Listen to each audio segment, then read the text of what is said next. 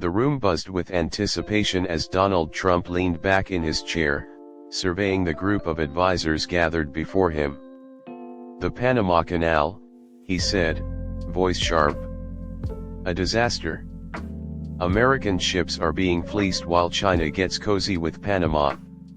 It's a joke. That canal belongs to us.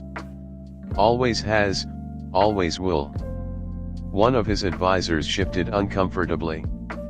"Sir, the canal was transferred to Panama over 20 years ago under an international treaty. Reasserting control would..." "Don't lecture me about treaties," Trump snapped, cutting him off. "We've been too generous, too naive.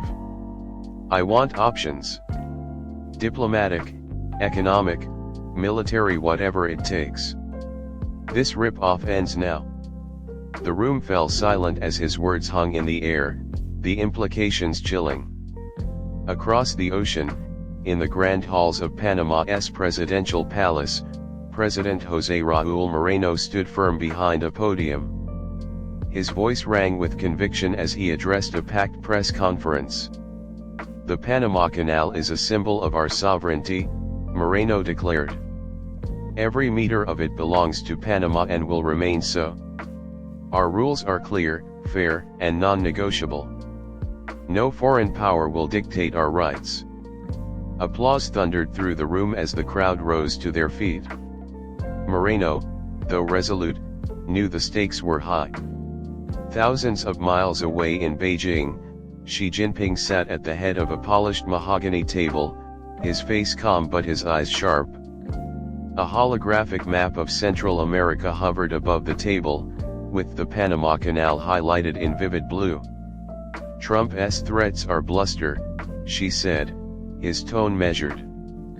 "But his actions could disrupt our investments in Panama. We must act swiftly." "Suggestions, Mr. President?" an aide asked. "Strengthen our economic ties with Panama. Offer them assurances, trade benefits, and perhaps assistance in modernizing the canal infrastructure. If the US destabilizes the region, we must be the steady hand they turn to." As the advisors nodded, Xi's lips curled into a faint smile. "Trump's chaos will only open more doors for us.